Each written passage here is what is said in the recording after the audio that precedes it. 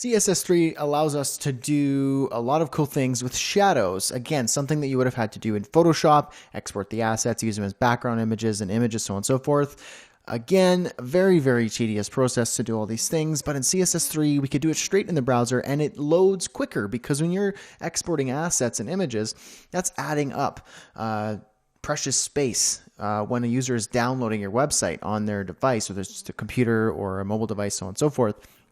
It actually loads way quicker when you're just loading CSS because CSS is simply just text. And then it's loading that text and rendering it in the browser. It's a way quicker process. It's next to nothing in terms of size, and it's just all around easier for the developer to create rather than to design it, export it, use it as a background image, and make the user download it. So CSS3 is great in so many ways. So let's talk about the shadows. Create a new file called shadows.html, basic structure, add that title. Make sure you use the same structure as colors and box.html, where you've got normalize and your custom styles hooked in, along with your IE conditional comment. Give the body the ID of shadows and add a container in there with a level 1 heading and just a paragraph tag with some lorem ipsum. Once you've got all that stuff in there, let's get going. So if you have to pause the video, that's totally okay to get yourself set up. And then open up your style.css, add a new style here, and copy what I put here. You got your shadows, that's the body with the ID of shadows. Select that container, give it a width, margin 40 pixels auto, and padding 20 pixels, border box for the box sizing, and then a background of FC3 or whatever color you want. So once you're up to speed, let's jump in further. So the first thing I want to show you is text shadow. You can actually add shadows to to your HTML text. So let me just select here in the shadows, shadows ID, and then I'm selecting the level 1 heading here.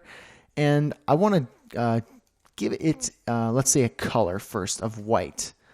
Now, if I wanted to add a little more contrast here, it's kind of hard because what if I liked the white on the yellow, but it's a little bit hard to read? Well, you can add a CSS3 shadow by going text shadow, and then there are a couple different, the value you put in here, there's a syntax involved. So there is a vertical shadow, a horizontal shadow in its simplest form. So I could say 2 pixels, 2 pixels, and then that would be enough. So you got your horizontal shadow, your vertical shadow and horizontal shadow. But the thing is here is the default is white. So I could change the color in the third part of the syntax here to just say black. And now you can see CSS3 shadows. So if I modify these properties here, or these values, let's say 0 pixels. So now we only have vertical shadow. So this is horizontal and vertical. That's how it works. I could change the value of this to whatever I want. So 5 pixels, 3 pixels, 1 pixel. I could do 1 pixel horizontal as well. I could do -1 to move it around. I could do -1 and -1.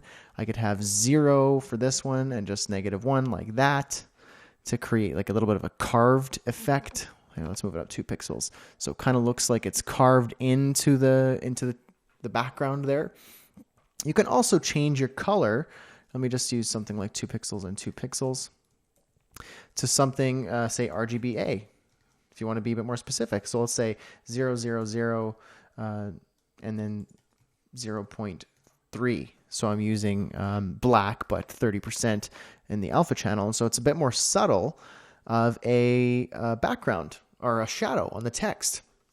The other value you can add within this syntax is blur. So you have the vertical shadow, the horizontal shadow, and you can add a third here before the color for blur. So let's say 5 pixels, and that blurs the shadow. So let's use a bit more harsh of a background color here so you can see.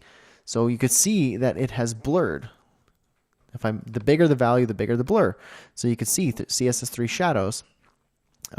It's kind of made the background, the text shadow, more subtle and more blurry. And the smaller that is, the more sharp the blur, if that makes sense. So that is text shadow. You can also add multiple text shadows. So let's go like this. Let's try something. 1 pixel, 1 pixel, no blur, just 1 pixel. And let's actually do 2 pixels here. To move that over, just separate it by a comma. And let's say 2 pixels, 1 pixel, and pink. Oh, it's hard to see that one. Let's go for white. So now you can kind of see it in the background there. What if I gave it a blur, 4 pixels?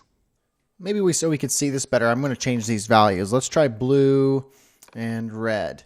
So you can see here that you can see both of these shadows. Obviously, this is a pretty ugly example, and you could have this be a much nicer, you could use this much nicer with better colors, but this is simply just for showing you the example. So let me just try 0 and then 2 there, and then I'll do the same here, 0, but let's do 2.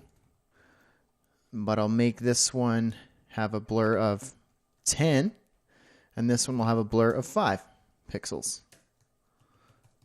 And so you can see both shadows there kind of standing out. And so that's the text shadow. And you could do that on any text. The other one thing I could show you here is the box shadow. This one is a cool one.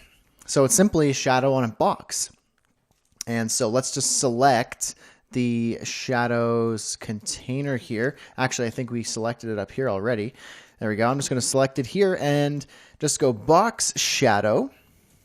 And this one is similar to text shadow in that you have the horizontal shadow, the vertical shadow, and the color. There are also other optional values you can add. So let's just start with something very basic here. Let's say we're going to go for 4 pixels, 10 pixels, and we'll go for 333. So here we have something very simple and straightforward, and maybe we'll even make it let's make it look nicer. So there you go. That's kind of a cool little effect. It's kind of a cool design there. And what's neat about box shadows is that it doesn't add any width to the element. So the element is just 600 pixels, and that just sits behind and outside. So it's not adding extra elements. It's not adding extra width or height. It's just simply a shadow that doesn't interfere with anything. So it's kind of cool. Whereas before, without CSS3, you'd actually have to create multiple elements. So 2 elements, one was black, one was yellow in this case, and position it absolute. So and put it behind, and then use the top and right to move it to different positions to make it look like you're having sort of a shadow. But this simply you just need to do box shadow. Now you also have the blur. The blur value, you can change the blur to make it blurrier, to look more like a shadow. You could change the color to be a bit more subtle, like let's say DDD. And so it kind of has a bit of a subtle shadow in the background there. Let's just make it darker so you can see it better though. If I were to change these properties, so I put the horizontal, actually let me just start this over here. So we got 0 and 0. This one is the vertical shadow. So if I just wanted to move the vertical shadow, I've got that there. I can remove the blur altogether. And then you could also use negative values if you wanted to position over that way. The other thing is there's the spread. So we have the horizontal shadow, the vertical shadow, the blur, so we could say 5 pixels, and then the spread is another value you can use. And watch, let me show you here. It moves the spread. So the blur is one thing, but spread is how far the shadow spreads out. So you could see here that when I added the 10 there, it spread that shadow out further, so it has a bigger impact. You can also use negative values, and that kind of makes it disappear a bit, but you can do a cool trick here. So let me just show you. I'm going to use 0 horizontal. I'm going to move it down 15 pixels. Let's try 20 pixels. And the blur, I'm going to have it be about 10. And the spread, I'm going to move it -5. Let's go negative 20. Let's try 15. There we go. So now it kind of has this subtle shadow just sitting in under, kind of popping it out forward. It's not on the left, right. It's just kind of in the center there. So it's kind of a cool little trick. So that's the horizontal shadow, vertical shadow, blur, spread, color. That's how the box shadow and text shadow works in CSS3.